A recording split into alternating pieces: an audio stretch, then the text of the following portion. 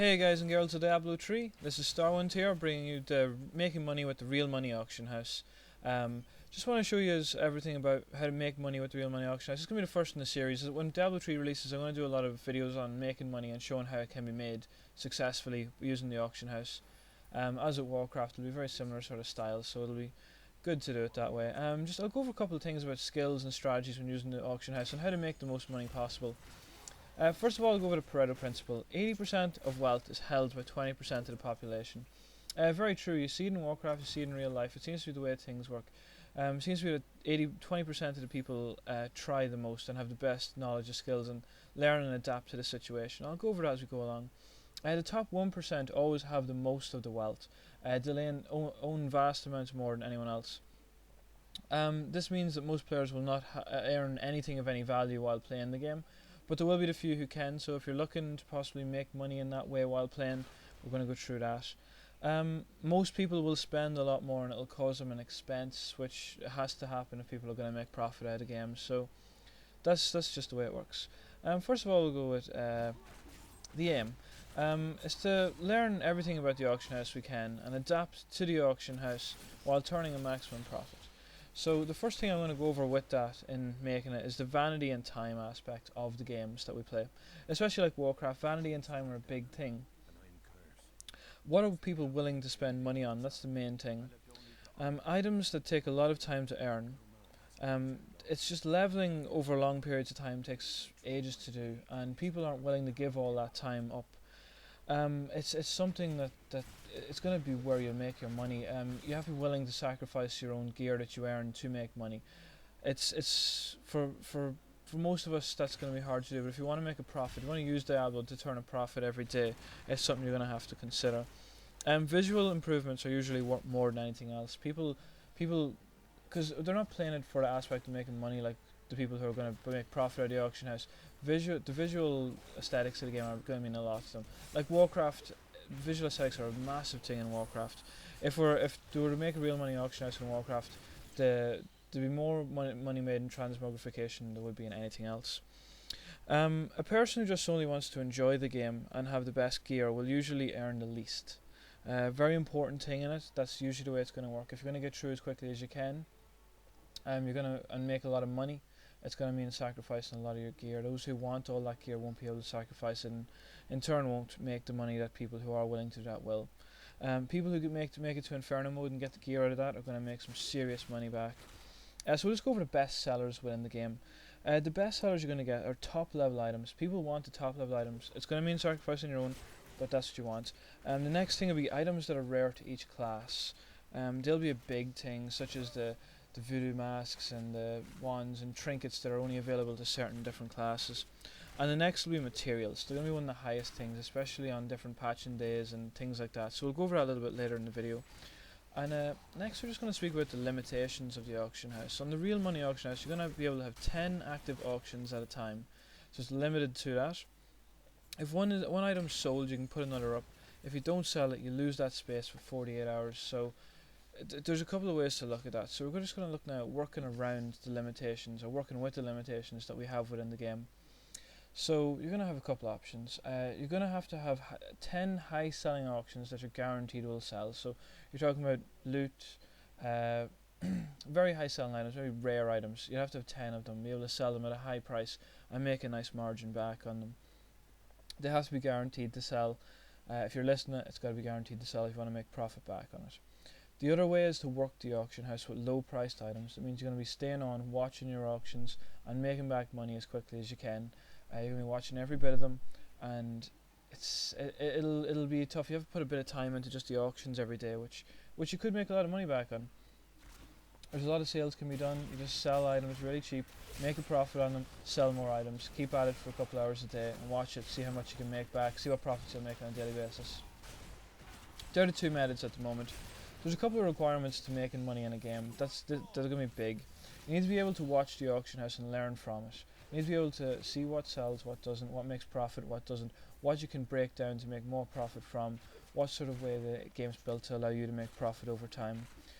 This will take a significant amount of time. You're going to have to give a lot of time to this. You're going to have to make it a priority. People with jobs probably won't be able to do that. They're going to have a lot more things in their mind. Just playing the game for fun will be more important.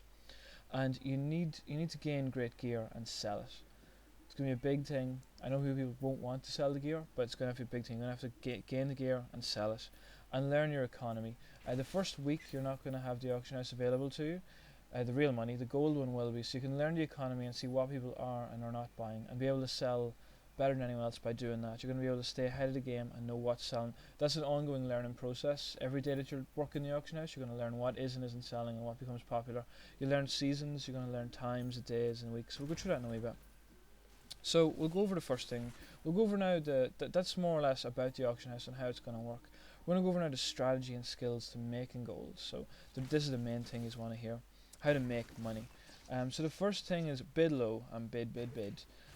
As with most things in life, everyone wants things fast. They want them right now. They're not willing to wait. So buyouts will be a very big thing on this. You want to bid low, because bidding low is going to get you nice cheap items that you wouldn't normally get that cheap. So you want to do it as quickly as you can.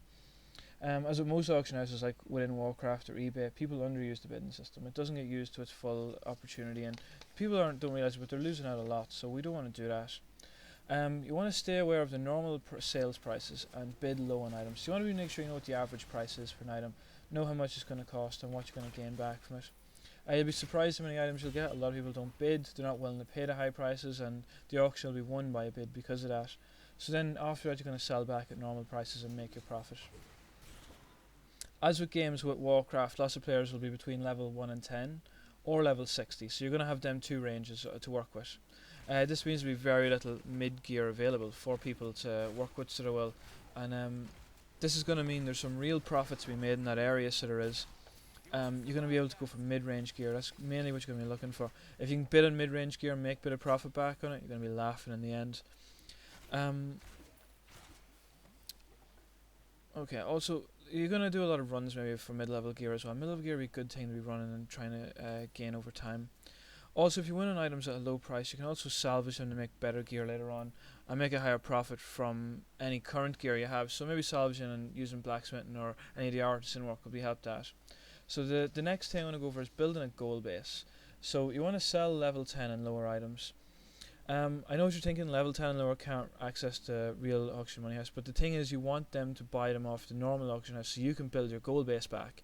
You want to make a lot of gold. The more gold you have, the more money you can make by buying lots more items. The more items you can buy, the better, because you'll make a lot more profit back long run for yourself. So the beauty of this isn't to make money, but to make gold so you can make more money later. People will be desperate to gear up as soon as possible, so they'll buy as much as they can. The gold is shared between all the characters, so it gives you an option to do that. So what do you want to sell there? Low level gear and the best in slot gears and materials for leveling crafting as quickly as possible. You can also sell the gold and make money back from that in the real money auction house. The next thing we're going to go over is mixing your crafts, so craft mixing. In Warcraft it would be like mixing blacksmithing and enchanting, except there's different mechanics to this game, so there's more opportunity to make money. You can make gear like swords and armor and trinkets and things like that, and then break them down using salvaging to get more items back. Them items will be worth more in gems and scrolls and mats and potions and things like that. So when you sell them broken down parts, you'll make a lot more money back. In games like Warcraft, enchanting usually has the greatest profit on most servers over things like blacksmithing, whereas blacksmithing won't make you very much profit back, but the mats to make the blacksmithing might cost a lot. So the enchanting is always the way to go in this. You'll make a lot of more money back. And time of sales.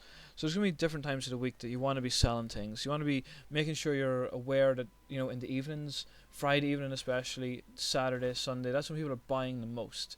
People are going to be really trying to cut the prices this time of the week. People want to make as much money back as this time. And during the week you'll have the cheapest time. So another major time will be patches. When there's new content, new gear available, you want to have as much gems and stuff available to sell, because that's when people will be gemming like crazy. You want to make sure you're ready, have as much materials for these times as possible.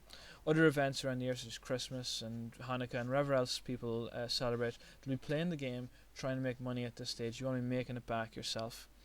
So you want to keep your eye out for them. So you're going to, at the very start, the main thing, you're going to have a week to prepare, to watch the auctions, see what's happening, and try and make money back as quickly as you can. So once that week ends, there's going to be the real money auction house starting, and you're going to have an opportunity to start getting into the economy, making your own real money. So we need to be on the game on this and make sure you're really paying attention to what's happening. So the last two things I'm going to go over, the first one is market owning. It's material buying.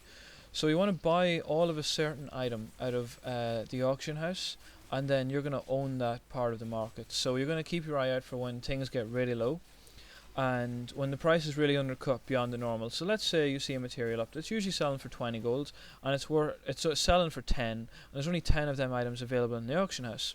You want to buy out all 10 of the items that are available, and then sell them for 25 gold each. And once people start buying them, there will be other people trying to undercut you then for 22, let's say, and then you can put it up for 20 and make the average back, and you're still making double profits, and it's still working for you. So you want to check the auction house a lot, keep doing this, then they'll get undercut again, they'll go all the way back down 10 gold. You still have some materials to sell, but you want to buy all of them for 10 gold again, and then rework the auction house. So you're buying and selling, but making profit on that, and making the people who are actually gathering the mats make you money, because you're buying their cheaper mats and selling them at a higher rate and making money back. And the last thing I'll go over is arbitrage. This is taking advantage of two different markets. So Diablo 3 is a perfect game for this. You can capitalize on the imbalance, and profit is the difference between the markets. So to put it in perspective, if auction house A is selling a sword for 50 gold, and auction house B is buying the sword for $2, but the average gold sells 100 gold sells for $1. If you're to buy 100 gold for $1 and buy the sword then for the 50 gold, you're still 50 gold over, and when you sell it on the real auction house, you're going to make $2 back. So you're going to make 150 in profit from that, with still 50 gold to buy something else on the normal auction house and sell it on the real auction house. So that's arbitrage. It's the easiest way to make money in the game. I'd say when it starts off, it'll be the easiest way. Keep your eye out for that. That's what you want to be doing. And I hope you enjoyed this. I'm going to make a series on the actual auction house when it comes out. Subscribe. You'll be able to listen in and see each day as I make gold, and how to make gold yourself from what I'm doing in game to make some back yourself. Hope you enjoy. And so till next time, I'll see you around the Cape of the Cataclysm. Have a good one.